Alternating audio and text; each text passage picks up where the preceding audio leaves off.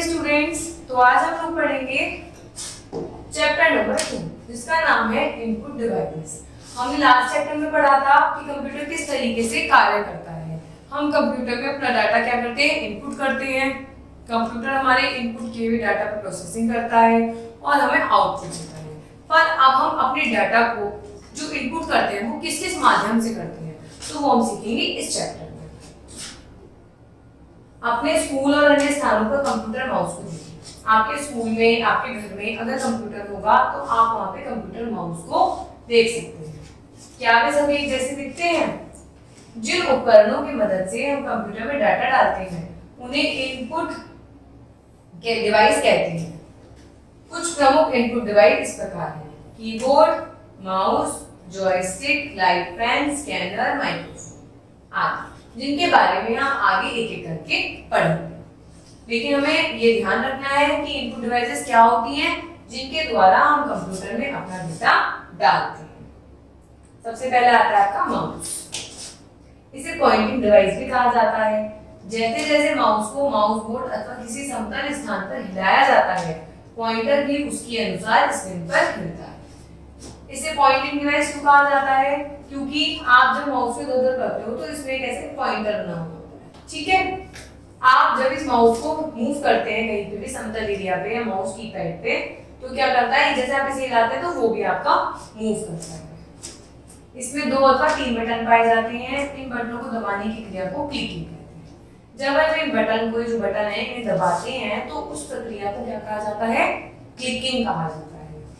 विभिन्न प्रक्रियाओं के लिए हमें राइट क्लिक और लेफ्ट क्लिक कर सकते हैं।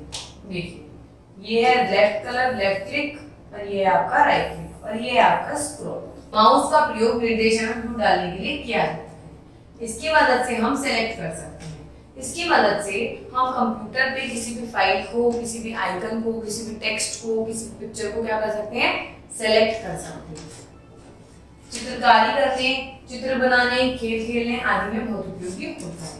जैसे कि आपने लास्ट क्लासेस में भी पढ़ा होगा पेंट में भी माउस का सबसे ज्यादा काम होता है। आपको कोई भी चित्र बनाना होता है तो आप किसकी मदद से बनाते हैं?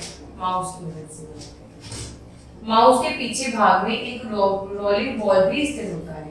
इस बॉल के आधार पर ये माउस हिलता है। इसके जो नीचे सरफेस होता है उसमें रोलिंग बॉल होता है जो मूव करता है तो आपके माउस का कर्सर भी हिलता रहता है।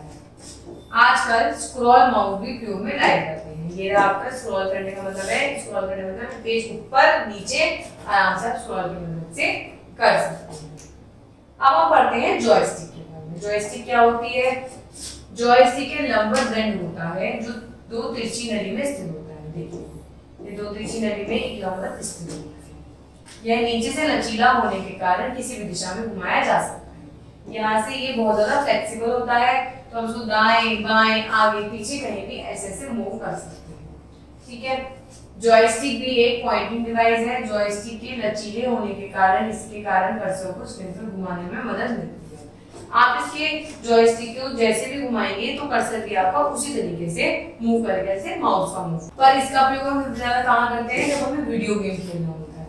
वीडियो गेम दिख भी रहा है आपको, देखने से लग रहा है कि जब आप वीडियो गेम खेलते हैं तो आप जॉयस्टिक का यूज करते हैं, क्योंकि ये आगे पीछे दाएं बाएं कहीं भी आपका बहुत आराम से मूव हो सकता है। इसमें बहुत फ्लेक्सिबिलिटी होती है, मतलब इसके अंदर बहुत लचीलापन होता है। नेक्स्ट पढ़ते हैं। ये कर्सर को अच्छी तरह से जकड़ रखता है और इसके प्रयोग में आसानी होती है। ये इसका जब हम प्रयोग करते हैं तो बहुत आसानी रहती है, तो इसलिए हम इसको वीडियो गेम में सबसे ज्यादा यूज करते हैं। नेक्स्ट है लाइट पेन। लाइट पेन भी एक इनपुट डिवाइस है। यह भी एक पॉइंटिंग डिवाइस है। एक टर्मिनल के द्वारा डाटा कंप्यूटर में सीधे ही डाला जा सकता है। मॉनिटर पर वस्तुओं को चिन्हित करने के लिए यह उपयोगी होता है। अब आप कहेंगे ये भी एक तरीके का लाइट पेन ही है। इससे मैं क्या कर पा रही हूँ? सेलेक्ट कर पा रही हूँ, सीधे अपने डेटा को सेलेक्ट कर पा रही हूँ, चिन्हित कर पा रही हूँ। लाइट पेन की मदद से स्क्रीन पर सिर्फ मेन्यू से भी पेन के नोट से आसानी से विकल्प को सेलेक्ट किया जा सकता है, ठीक है। यह चित्रकारी करने, ग्राफिक कार्य करने और अन्य कार्य में भी काम आता है। देखिए, इस तरीके से लाइट पेन है। इसमें तो इससे आप क्या कर सकते हैं? इसमें आप सेलेक्ट भी कर सकते हैं, लिख भी सकते हैं और आप इसको सेलेक्ट भी कर सकते हैं। इसके लाइट पेन की मदद से माउस की तरह ये पॉइंटिंग डिवाइस होती है कि पॉइंट के तरीके से प्रॉपर काम करती है, जैसे आपका माउस काम करता है। अब पढ़ते हैं स्कैनर के बारे में। देखिए स्कैनर किस तरीके का होता है, हमने लास्ट क्लास में स्कैनर के बारे में जरूर पढ़ा होगा। यदि आप किसी चित्र अथवा कटिंग टेक्स्ट को कुछ परिवर्तन लाना चाहते हैं तो आप यह कार्य तब तक नहीं कर सकते जब तक कि वह आपकी स्क्रीन पर दिखाई ना दे। भाई सपोज कीजिए कि मुझे इसमें चेंज करना है, तो मैं उसमें कैसे चेंज करूंगी जब तक ये चीज मेरे स्क्रीन पे मुझे नहीं मिलेगी और वो चीज मेरे है नहीं में। तो स्कैनर के क्या काम होता है, इन चीजों को आप टाइम में कॉपी भी नहीं कर सकते, अतः आपको स्कैनर की मदद से स्कैन किया जाता है। जब आप किसी भी चीज को स्कैनर की मदद से स्कैन करते हैं तो उसकी एक प्रति हमें मॉनिटर के स्क्रीन पर दिखाई दे जाती है। आप स्कैनर में किसी चित्र अथवा टेक्स्ट को रखकर उसके वास्तविक चित्र को अपने कंप्यूटर की स्क्रीन पर देख सकते हैं।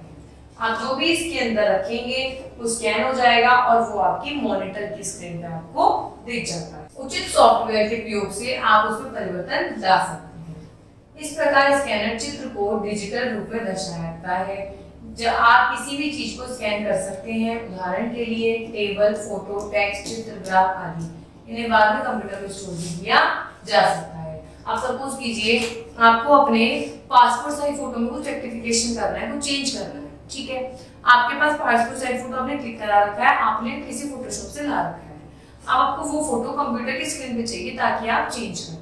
तो आप क्या करेंगे, स्कैनर की मदद से अपनी फोटो आप मॉनिटर पे देख सकते हैं और उसमें जो एडिटिंग करेंगे, जो चेंजेस करेंगे, वो उसके किसी भी अच्छे सॉफ्टवेयर के माध्यम से आप उसमें अपने हिसाब से एडिटिंग कर सकते हैं।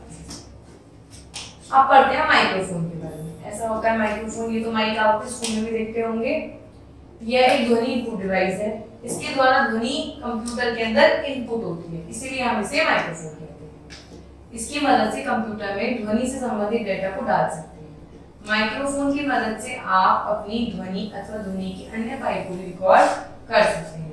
इसमें आप जो भी बोलते हैं माइक्रोफोन में, वो क्या होता है, वो कंप्यूटर के अंदर स्टोर होता रहता है। तो कंप्यूटर के अंदर चीज जा रही है तो क्या हो गया, ये इनपुट डिवाइस हो गई। आजकल कंप्यूटर मनुष्य की ध्वनि भी पहचान सकते हैं। इसके लिए एक विशेष प्रकार के सॉफ्टवेयर की आवश्यकता पड़ती है। ड्रैगन नेचुरल स्पीकिंग, मेरा ड्रैगन नेचुरल स्पीकिंग इसी प्रकार का सॉफ्टवेयर है। आजकल क्या होता है कि हम जो बोल रहे हैं वो कंप्यूटर पहचान लेता है कि किसने बोला है। किसकी मदद से कर सकते हो आप, ड्रैगन नेचुरल स्पीकिंग की मदद से। और माइक्रोफोन का क्या काम होता है आपका, आपकी जो ध्वनि है वो कंप्यूटर के अंदर पहुंचा देना। तो इस तरीके से हमने इस चैप्टर में देखा कि कौन कौन सी इनपुट डिवाइसेस होती हैं और किस तरीके से हम इनपुट डिवाइस की मदद से कंप्यूटर में हम अपना डाटा पहुंचा सकते हैं। Thank you.